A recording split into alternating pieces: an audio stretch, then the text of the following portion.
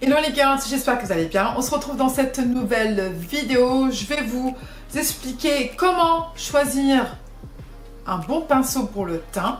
Voilà, pour appliquer son fond de teint. Je vais vous donner quelques conseils de pinceau. Après, je ne sais pas si ça peut vous aider ou pas. Ou si vous avez une autre manière d'appliquer votre fond de teint. Eh bien, si c'est le cas, faites-le moi savoir en commentaire. Mais avant tout, si vous aimez cette vidéo, n'hésitez pas de liker, de partager et de vous abonner. Et puis voilà, bon, c'est parti. Alors, premièrement, je vais vous parler de ce pinceau-là. C'est un pinceau plat que j'ai acheté il y a longtemps. C'est de la marque Sigma. C'est le F60. C'est avec ce premier pinceau que j'ai appliqué mon fond de teint. Oui, ce premier pinceau-là, parce qu'avant, j'avais d'autres pinceaux plats, mais ils n'étaient pas vraiment terribles. Mais celui-ci de chez Sigma, franchement, ça fait longtemps que je l'ai parce que ça fait quoi ? À peu près 4 ans, il n'a toujours pas bougé, les poils sont toujours là, mais je suis pas fan de ce type de pinceau maintenant, puisque heureusement qu'on a évolué dans le temps dans le domaine du maquillage, hein. Celui-ci, il laisse trop de traces, entre le fond de teint, et ça me déplaît, et je trouve que ça ne rend pas un rendu final naturel. Je sais pas, il y a quelque chose qui me dérange. Moi, je l'applique maintenant pour ma poudre, voilà, pour ma poudre translucide, et ça fonctionne très bien, et j'ai aucun problème par rapport à ça. Voilà, donc je l'ai converti en une autre fonction. Mais pour le fond de teint, non, moi je suis pas adepte. Après, je ne sais pas pour vous, mais pour moi, je ne le conseillerais pas. Voilà, voilà pour celui-ci. Ensuite, pour le deuxième pinceau, c'est ce pinceau-là de chez Sephora que j'ai acheté maintenant il y a à peu près 2 ans. C'est le Multitexture Teint Multitexture 45. Il est super.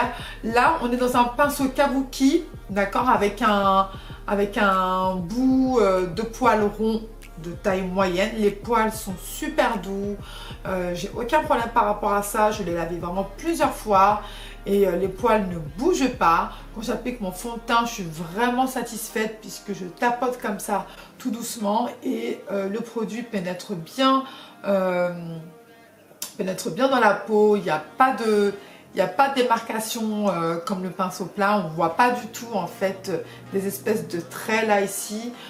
Auparavant que j'aimais pas ça. Et là, le rendu est vraiment naturel et vraiment super, aucun problème. L'avant-dernier pinceau que je vais vous présenter, c'est celui de chez Morphe, c'est le M430. Alors pour moi, c'est le best-seller, c'est mon pinceau favori. Regardez-moi déjà donc cet embout là, regardez-moi ça, regardez-moi ces poils. Oh, les poils sont doux, les poils ne bougent pas. Celui-ci, c'est mon pinceau favori. Quand j'applique mon fond de teint avec ça, on voit rien, rendu naturel, lisse, super. Je suis vraiment satisfaite et j'aime beaucoup la marque Morphe d'ailleurs. Même leurs pinceaux pour les yeux sont juste géniaux. Et moi je vous le recommande vraiment, celui-ci et celui de chez Sephora. Après, c'est vrai qu'au niveau qualité-prix, je crois que celui-là il est un peu... Non, en fait ça équivaut. Bon, après celui-là je l'ai acheté aux États-Unis, il m'a coûté combien? Je crois qu'il m'a coûté 15 $. Celui-ci, je l'ai acheté en France, il m'a coûté à peu près 15 €. Vraiment, ça équivaut, mais j'ai aucun problème par rapport à ça. Et moi, je suis une adepte des pinceaux kabuki. Je trouve que au niveau de l'application, c'est beaucoup plus facile. Et au niveau du rendu, moi c'est plus vraiment au niveau du rendu que je trouve qu'il y a un fini très joli, voilà, très naturel. Après, bien entendu, choisissez bien votre fond de teint, hein. Ça aussi, ça joue beaucoup. Mais pour moi, les pinceaux kabuki, c'est les best.